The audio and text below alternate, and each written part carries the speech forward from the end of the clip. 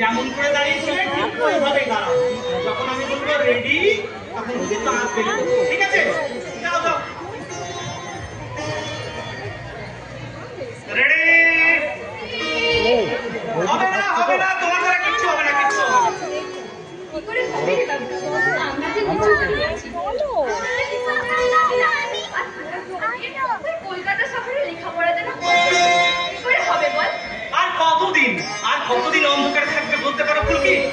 কি করবো বল বাবু? আমাদের ভাগ্যটাতে মারাঙ্গুলোতে এটাই লিখে রেখেছে রে বাবু। ভাগ্য নিয়ে বসে থাকলে হবে না ফুলকি, তোমাদেরকে আরো বর্ষায় ভিজতে যে মনটা বড় চাই বাবু, ভিজতে যে মনটা বড় চাই। না না, এ হয় না, এ হতে পারে না, হতে পারে না রে পরদেশি বাবু। তোমার যে মেনে নেবে না ফুলকি, তোমাদের সাথে যে আমাদের বিস্তর ফারাক, আচার কালচার কথাবার্তা সমস্ত কিছুতে। তুইও সেই সবার সাথে মিশে গেলি রে পরদেশি বাবু। কেন?